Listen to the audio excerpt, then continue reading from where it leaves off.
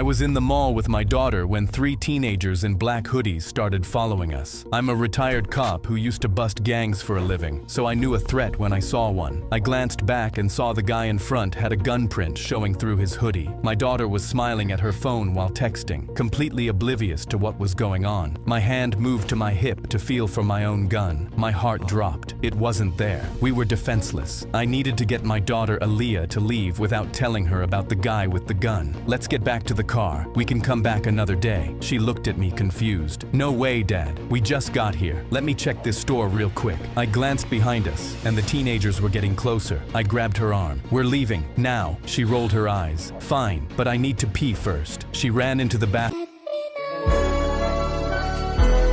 and the second the door closed, the guy with the gun print was standing right in front of me. He pulled the gun halfway out of his pocket. Walk away, old man. Leave the girl with us. Now. This is your only warning. His hand moved to his waistband, but I managed to lunge for his wrist before he could pull the gun all the way out. Aaliyah walked out of the bathroom and saw us. Ah! The other 2 teenagers froze when they saw me pin their friend to the wall. I grabbed the gun off the floor and pointed it at them. But as I held it, I realized the gun was lighter than usual. I turned the gun over and saw a tiny orange tip on the barrel. It was a toy. How old are you? His cheek was pressed against the wall. 16. I looked at Aaliyah, who was staring at me. Dad, I know him. That's my boyfriend. I was just texting him earlier. I let go of him, and he wouldn't look at me. When I saw you with him, I thought she was cheating on me with you, so I wanted to scare you with a toy gun. I held up the toy gun. Aaliyah, after you 2 break up, make sure your next boyfriend isn't a little bitch. For years, kids at school made fun of me for not knowing what a Fortnite dub was, until one day, that finally changed. My parents banned all technology since I was born, so every day my mom ran a metal detector over me at the door. You know the rules, she'd say. Screens rot your brain. No technology until you're 18. I nodded, holding back tears, because I had no friends and no life. But that day, my uncle was waiting on the couch. He pulled me aside, slipped an iPad into my hands and whispered, "Trust me, you'll thank me later." I had no idea what he meant, but I snuck it into my room with shaking hands, praying my parents wouldn't find out. That night, I was so excited I hid under my blanket and downloaded Fortnite. And for the first time ever, I was playing with the kids who made fun of me. I was the first person to die, but I laughed anyway, finally feeling normal. Then footsteps pounded down the hall. I heard laughing. "What are you doing in there?" my mom screamed. I shoved the iPad under my mattress just as they burst through the door. My dad tore through my drawers while my mom flipped my backpack upside down, and I stopped breathing every time they got close. She crossed her arms. "Get up, we're checking your bed." My whole body shook as she checked under the bed, but she missed it. For 1 second, I thought I was safe. Then my dad lifted the mattress, and the iPad slid onto the floor. "An iPad? Who gave this to you?" my mom shrieked. "My uncle," I whispered. "That's it. No technology until you're 30. Then my dad grabbed his keys. "And we're going to your uncle's right now." At my uncle's door, my parents exploded. "You gave him poison behind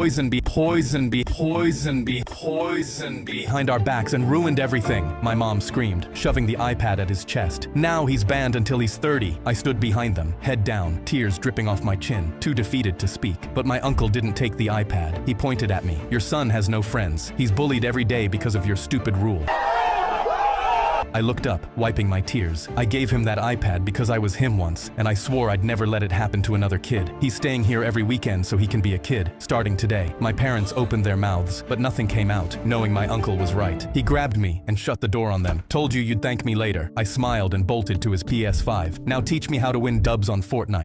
My daughter came home crying with an F because her teacher doesn't know what color blood is. The first time I realized something was wrong, Riley came home from school holding out her arm. "Look, Dad, you can see the blue blood in my veins right here." She traced the blue lines under her skin with her finger. I put down my coffee and looked at her. "Actually, sweetheart, that's not true. Blood is always red because of hemoglobin. It's just darker red in your veins." Her face scrunched up, but Mrs. Miller showed us a whole PowerPoint about it. She even had diagrams from a science book. The next morning, I packed my work scrubs in my bag. I'm an ER nurse at Mercy General, and I was working the afternoon shift anyway. I sent Mrs. Miller an email asking if I could do a quick presentation about blood for career day that afternoon. She loved the idea. When I arrived, Mrs. Miller introduced me as Riley's dad who works at the hospital. 28 kids stared up at me from their desks. "I heard you guys learned that blood is blue inside your body," I said. The entire class nodded enthusiastically. Mrs. Miller beamed from her desk in the corner. I pulled out a blood collection tube from my pocket and held it up. "This is what we use to draw blood at the hospital. Notice something. The tube creates a vacuum. No oxygen inside at all." I paused. "When When we draw blood with these, it never touches oxygen until we pop the cap off. I showed them photos on my phone of sealed blood tubes. See? Still red. Mrs. Miller's smile started fading. She shifted in her chair and cleared her throat. A boy raised his hand and pointed to their science textbook. But our textbook says it's blue. I picked up the book and checked the publication date, 1998. Medicine updates pretty fast. We used to think lots of things that turned out to be wrong. Mrs. Miller suddenly stood up from her desk, her hands gripping the edge. Well, thank you for that interesting presentation, Mr. Johnson, but we need to move on to math now. I nodded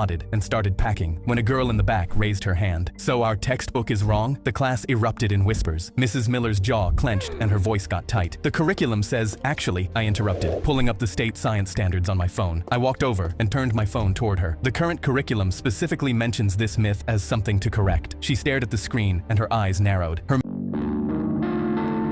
flared. Can I speak with you in the hallway? The kids watched as we walked out and the door closed behind us. Do you have any idea how hard it is when parents undermine my authority? Her face was red and her voice was sharp. Now they'll question everything I say. I kept my voice calm. Isn't that exactly what we want them to do? Question things and learn critical thinking? She crossed her arms tightly. I've been teaching for 22 years. I'm not changing my whole curriculum because some nurse thinks he knows better than our textbooks. The next day, I found out Mrs. Miller gave the class a pop quiz. Riley came home crying, her face red and puffy. Her hands were shaking as she handed me a paper with a big red F on it. I took a deep breath and felt my jaw tighten as I looked at the question. What color is blood inside the body? Riley had written red, and Mrs. Miller had marked it wrong. I requested a meeting with Principal Davis and brought printouts of medical textbooks, the state science standards, and Riley's quiz. The principal called in Mrs. Miller and asked her directly, is blood blue inside the body? After a long pause, Mrs. Miller said, it's what the children understand better. I leaned forward in my chair. My daughter is crying every morning before school because she's afraid of getting Fs for writing down the truth. The next day, the school replaced their science books. Now whenever Riley learns something new at school, she comes home and asks me, Dad, is this actually true or is it just a Mrs. Miller truth?